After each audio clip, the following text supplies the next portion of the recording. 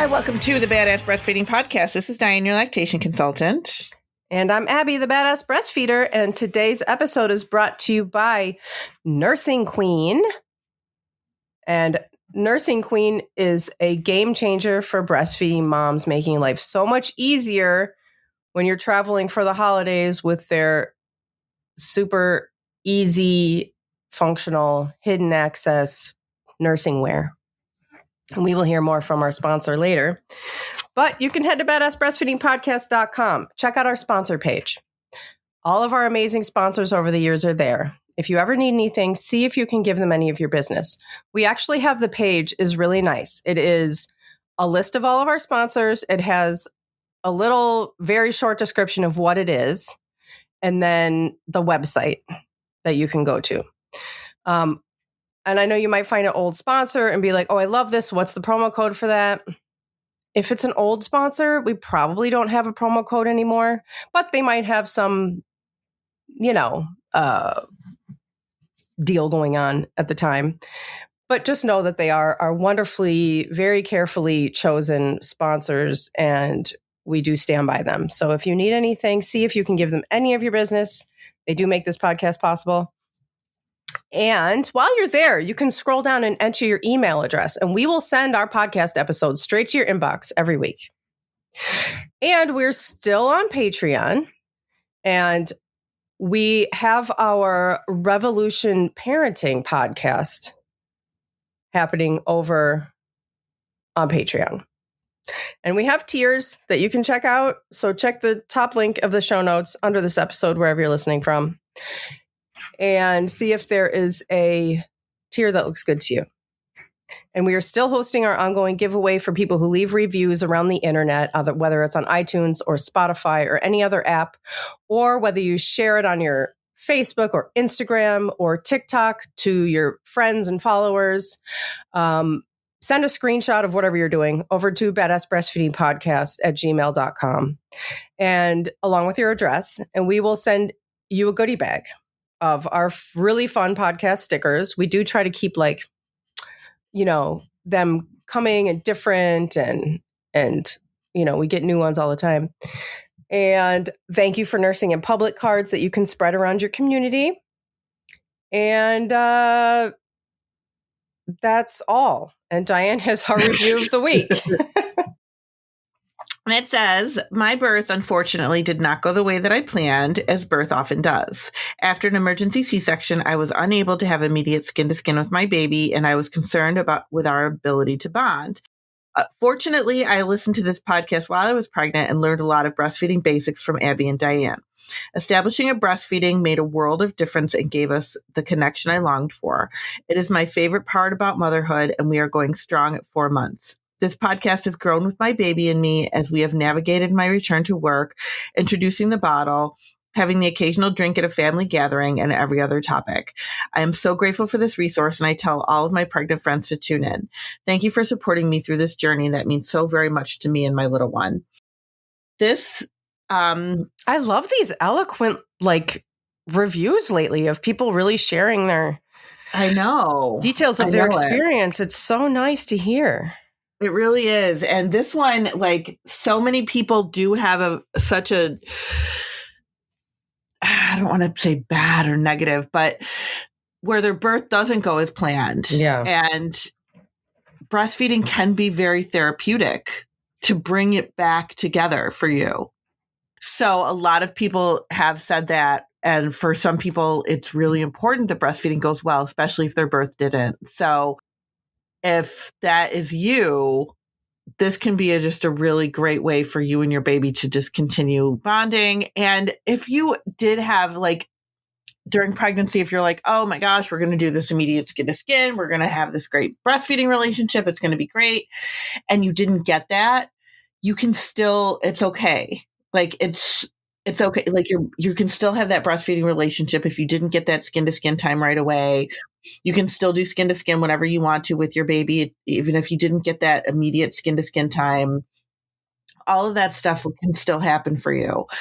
And we say, yes, do that skin to skin right away. It's important, but you will still bond with your baby if you didn't get that skin to skin time immediately because you had an emergency C-section or because you were sick or because your baby was sick or something had happened that you didn't plan on. You can still get that bonding time. So try not to discount it if it didn't happen for you. And it's unfortunate and it sucks when things don't go the way you want them to, the way you planned. I mean, I don't even know what to say about that. It's just a really hard process. And a lot of people do grieve it, they do grieve it, and you just have to grieve it and kind of don't let anybody minimize it for you. Don't let anybody go, oh, but your baby's healthy and you're healthy, so everything is fine. It's so annoying. It is annoying when people say that to you, when when you just want to be able to be like, no, it didn't go the way I wanted it to. And you can grieve that. That's okay. And people just don't like this. This reminds me of, which is slightly veering from the topic, but it reminds me of the same essence of it, is people who have suffered sexual abuse at some point in their life. Birth can be really, really scary and traumatic. Mm-hmm. Even if it goes the way you want it to. Like, you're using parts of your body that, at some point control has been taken away from you, and you very much lose control of your body when you're in labor. And that's super traumatic for some people. And I know, when I talk about Nikki, an old admin a lot, who was very open in sharing her sexual abuse experiences on my blog. If you ever want to read that or something, I can pull that up. And she talks about how breastfeeding for her was like a healing. It was kind of a way of her taking control of her body again. And I think that people who have suffered sexual abuse can sometimes think I'm not going to breastfeed. I'm not doing that. And that is totally fine. You do not have to breastfeed if you don't want to breastfeed. And if your reason for not wanting to breastfeed is I don't want to breastfeed, that is all you need to say. You don't need, that's it. But if you are curious about breastfeeding and you're kind of assuming that it's going to be traumatic, but you're kind of wondering, if you could still do it, if you have this in your history, I encourage you to look into Nikki's story and see how she kind of felt like she reclaimed her body through breastfeeding. And anyway, my whole point is that people have no freaking idea what you've been through. They don't have any idea of the things, you can say the details of your birth and it didn't go as planned, and that could just be the way it felt to you. You didn't plan to feel that way, or you didn't know it was going to feel that way. People don't have any idea what you've been through, and they can shut the fuck up. Right. I agree with that 100%. Yes, absolutely. That was my tangent for today. Yes. And that being said, we're going to do trivia today. Woo-hoo! Yay. More trivia. If you haven't listened in on our trivia episodes yet, you can go ahead and find them. But I'll have Abby do a little, or I'll link them in the show notes or something. But Abby is on a card. Abby's on a trivia card. Yeah, so it was many, many years ago at this point. They're called Infinite Corners Ventures, and I wish there was a way to get these. Me too. Cards, I know. And it was, I'm pretty sure it was somebody from,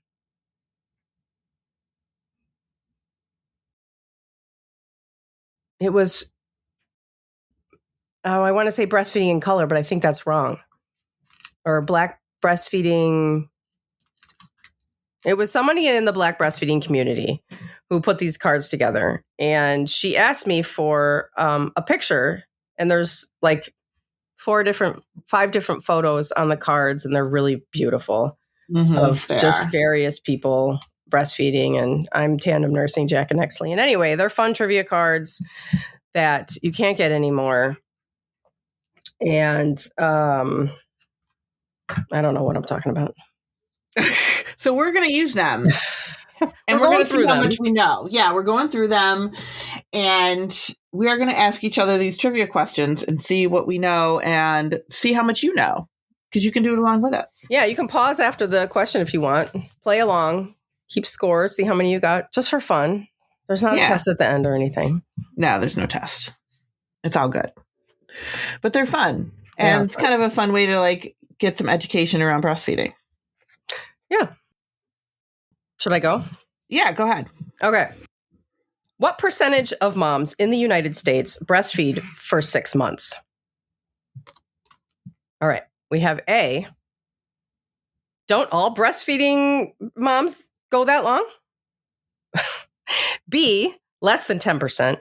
C. Approximately 25%. Or D. 90%. I am going to go with, it's either B or C. I'm going to go with C, 25%. That's right. Is it right? According to the CDC, 25% of U.S. moms breastfeed exclusively for 6 months. Now, does that number sound kind of low to you? Yes, me too. Mm-hmm. And that is because we don't have good maternity support. Yes. No maternity leave. And it is. And, breastfeeding support, even on its own, is lackluster. Yeah. Yeah. I was talking to a mom the other day who was I asked her how long she was taking off, and she said 12 weeks. She said her job gives her 6 weeks of paid leave, and then she's taking the other 6 unpaid. And she goes, from what I understand, she goes, I know it's privileged to be able to do that. Mm-hmm. But from what I understand, most places, she goes, my work is giving me 6 weeks of paid leave, which that is not common. And I go, no, that's really not common to get 6 weeks of paid leave from your job. And she said that, she goes, from what I understand, most people only get like a week of paid leave from their job, which even that, like a lot of people don't get any kind of paid leave from their job. They go on disability or they just get unpaid leave or whatever. So it's so variable and it's so bad that it's just really pathetic.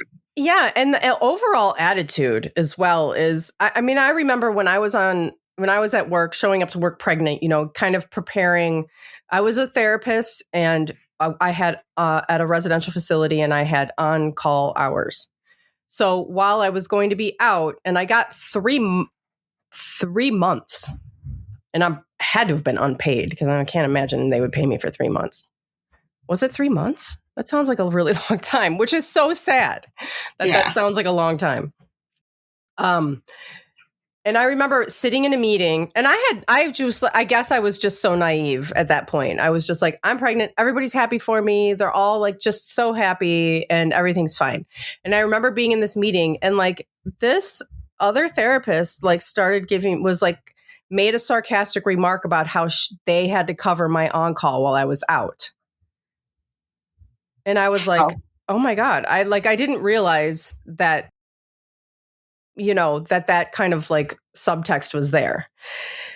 And I was surprised. And I was also like, what do you want me to do?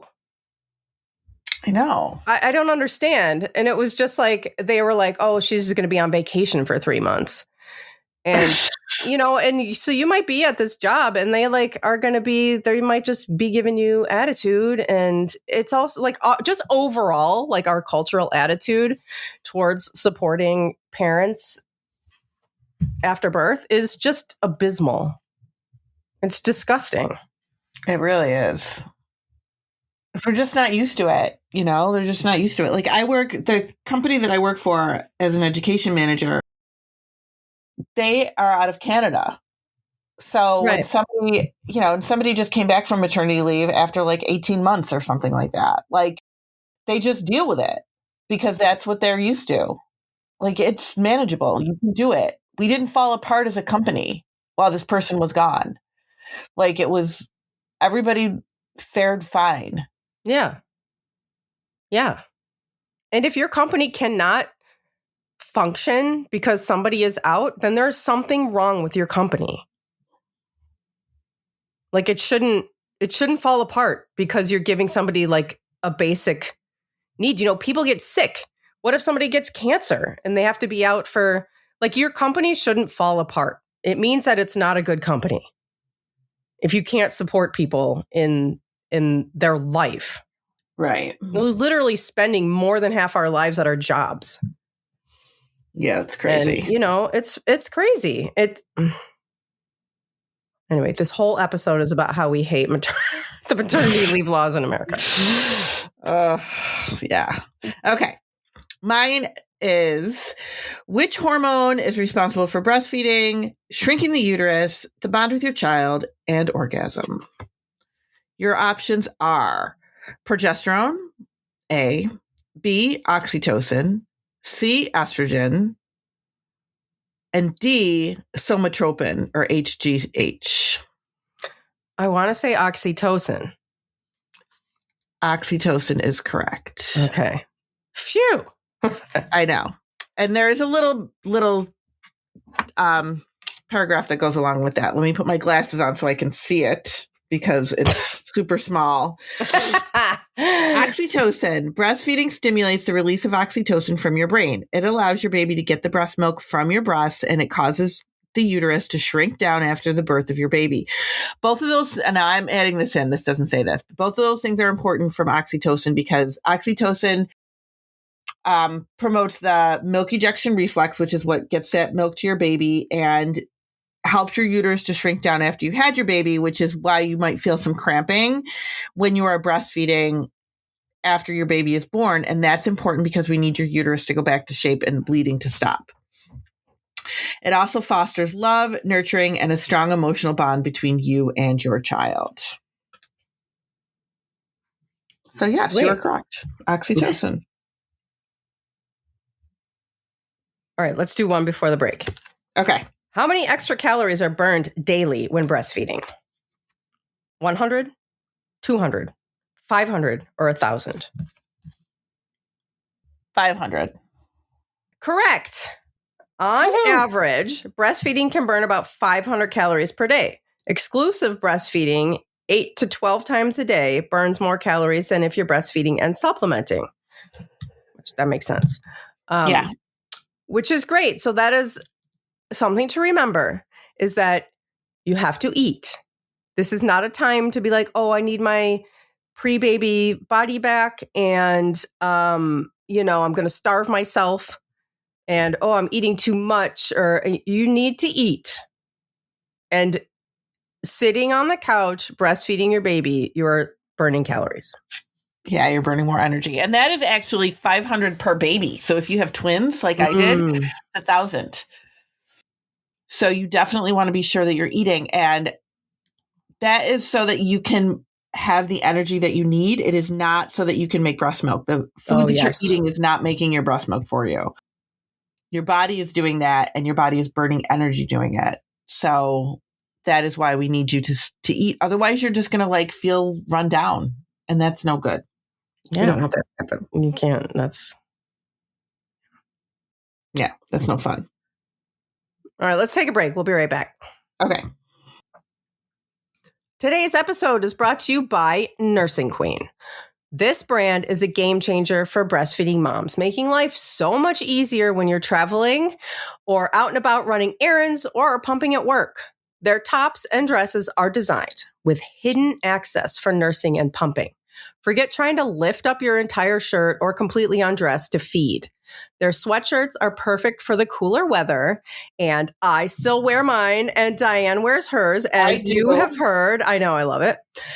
All orders are designed, packed, and shipped from their warehouse outside of Tampa, Florida.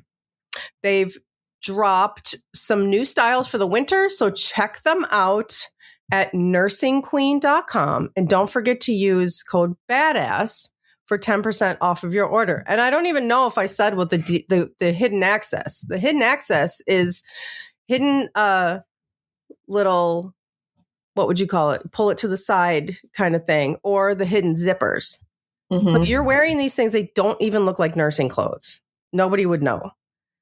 So head to nursingqueen.com. Check it out. nursingqueen.com, code BADASS, 10% off your purchase. And the promo codes and the link for today's sponsor can be found in the show notes under this episode, wherever you're listening from. You can also find it over at badassbreastfeedingpodcast.com on our sponsor page. You'll also find over there all of our other episodes and our favorite resources page and information about scheduling your very own one-on-one online lactation consultation with Dianne. Yeah, you could do trivia. That would be fun. Okay, the next one. This one might be hard. What do you call milk secreted from the breasts of some newborn human infants of either sex? Your choices are Adam's milk, witch's milk, Natal's milk, or milk induction. Oh my God. Wait, can you read it again? Yes. What do you call milk secreted from the breasts of some newborn human infants of either sex? Okay. Adam's milk, witch's milk, Natal's milk, or milk induction? God, I don't have any idea. I'll take a guess. Okay. Witch's milk sounds kind of rude, but since, witch, I don't know. Sounds like we would call something that, though. Is that what you're going with? Oh, sure. Okay, that's correct. What? Oh. Yeah.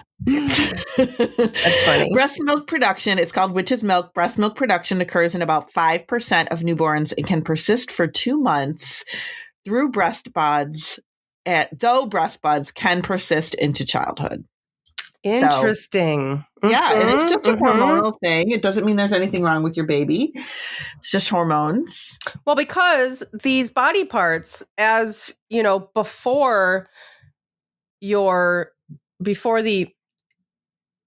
after conception, before there's either male or female and start to develop in those different ways. This is the same body part on both.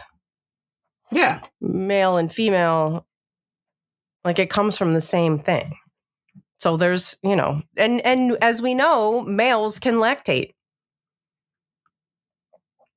Can't probably have a full milk supply because they have less milk ducts, but they're there. Right. Yeah, they're there. All that stuff is created in the body before they're born. So it's so interesting. And I remember talking to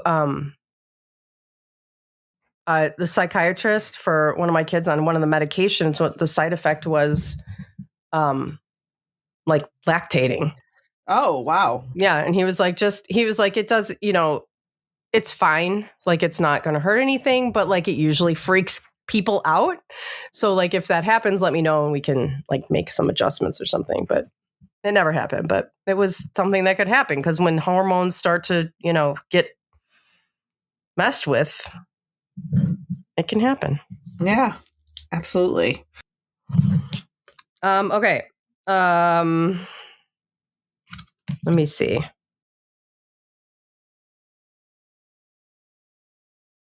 I'm sorry. Okay. Which of the following is a good indicator of low milk supply? We'll see how this goes. A, less than 6 to 8 wet diapers per day on average. B, inability to pump much breast milk from the breast. C, frequently pulling off the breast and crying. Or D, none of the above. I'm going to go with A, less than 6 to 8 wet diapers a day. That is correct. Woo! And there's probably more information we can share about that. Obviously, pumping does not indicate. Pumping doesn't tell us, yeah. No. Pumping is not a good indication and of frequently pulling off the breast and crying. I mean,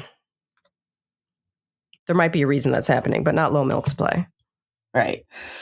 And yeah, low milk supply has so many myths around it. But if your baby is peeing, just having less wet diapers, it's definitely something to look into. Yeah. So you have to like kind of keep your eye on that. That's important to know. That, and like I had a mom that contacted me the other day and she's like, the baby only had like 6 wet diapers today and was dry between 7 p.m. and 1 a.m. I'm really concerned about it. And she ended up going to the doctor. And the doctor contacted me and was like, I was like, yeah, I was a little bit worried because 6 is, I know it's still normal, but it's on the lower end of normal. And he goes, yeah, but then the next day the baby had like 10 wet diapers. Yeah. So you have to kind of like look at the big picture. Yeah. But you do know, and a lot of times people are like, oh, just, wet diapers. And I remember my sister telling me when I first had my baby, oh, you look at the diaper count. And I was like, that's not enough for me to tell. But it really is. That's, yeah. Like, it really is. And you know if your baby, if you all of a sudden you're changing less wet diapers, you know that. So it is something that you can kind of watch out for. And yeah, that's my spiel about that. Good. Are we ready for the next one? Sure. Okay. A mixture of mango butter, vitamin E, and breast milk makes what type of healing product for baby? Lip balm, diaper cream, bath soap, or all of the above? I want to say all of the above, but I don't think your baby needs lip balm. No, they don't. Diaper cream? Yep. The answer is diaper cream. Yep. I've never heard of mango butter. I haven't either. That's cool though. Yeah. So if if you can get your hands on some mango butter and vitamin E, mix a little breast milk right there and it makes a diaper cream. Yeah. I mean, there's so many recipes that you can make with breast milk. If you have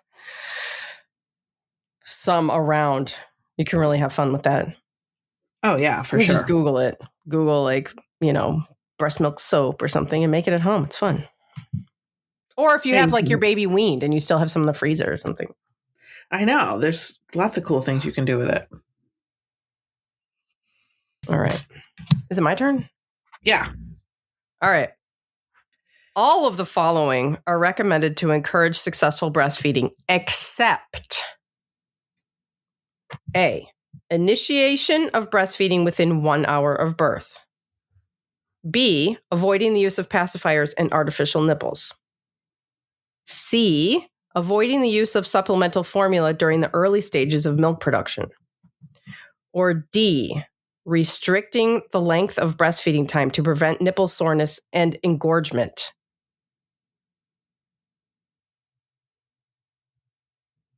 I think it's the last one. Yeah, that would definitely be ridiculous. Yeah. You should not be doing that. Yes. No. This says that is D, because A, you definitely want to initiate breastfeeding as soon as possible after birth. Avoiding pacifiers and nipples and stuff really early on is a good idea. And avoiding the use of supplemental formula. That's a good idea while your body is establishing a milk supply.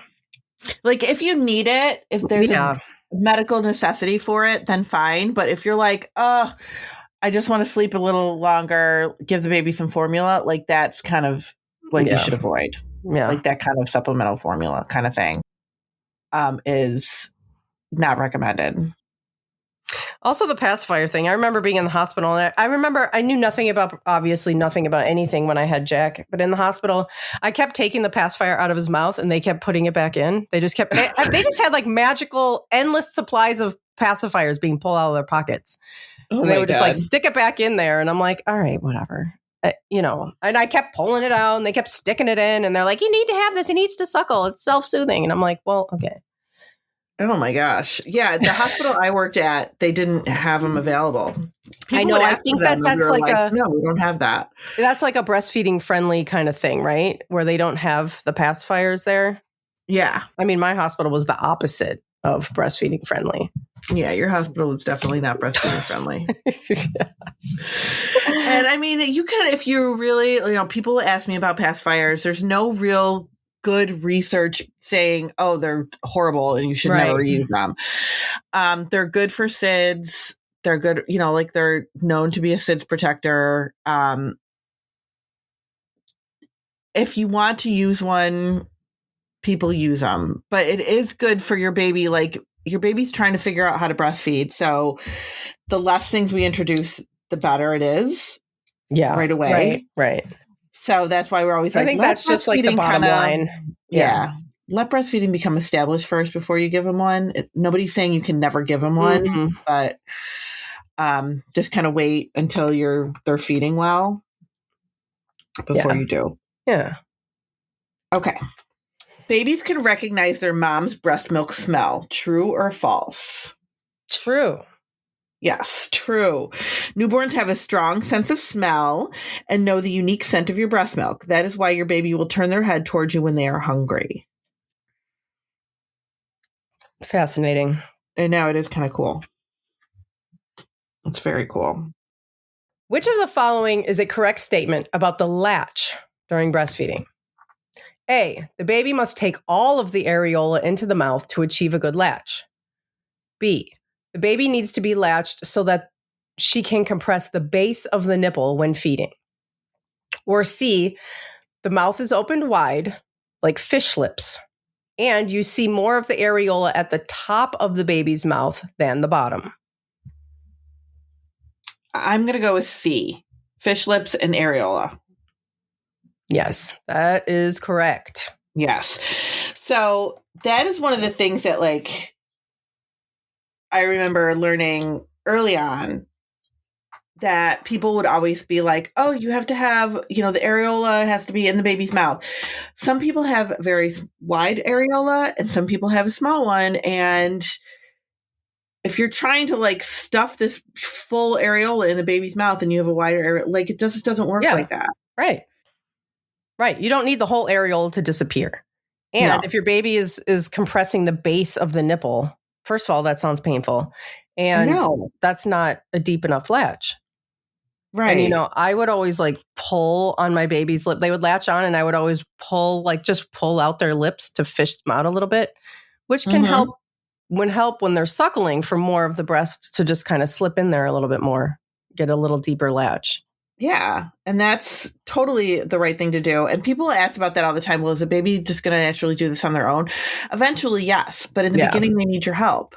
Kind of untucking the lips and watching the bottom lip too, especially because there's been many times where I've seen parents for pain and all we have to do is flip that bottom lip out and the latch is better. So if the bottom lip is tucked under, it's going to rub against the nipple or rub against the breast, and that's going to be painful. So you want to make sure that it's popped out. Yeah, and that's the visual that they're saying in this answer is you see more of the areola at the top of the baby's mouth than the bottom, because the bottom, where the bottom lip is sticking out, is going to stick out pretty far, farther than the top lip, just because I think your bottom lip is bigger than your top lip. Yeah, absolutely. So, yeah. Do we have time for one more? Yeah. Okay, we'll do one more. All right. A woman typically produces the same amount of milk from each of her breasts. True or false? False. That is false. Each breast typically has different amounts of milk-making tissue and different sized milk ducts, and one breast often naturally produces more than the other. That is a big question that I get a lot, is and you don't know it usually unless you're pumping and then you can see it. But most of the time, that, and I tell people all the time, that's a thing. Most people make different amounts of milk. Yes. Most people have a shitty titty. We have an episode called Shitty Titty and Shitty Titties and something else. Yeah. So I think we do. So, yeah, that's our trivia for today. And we still have more. Yes. How'd you do? And we still have more cards.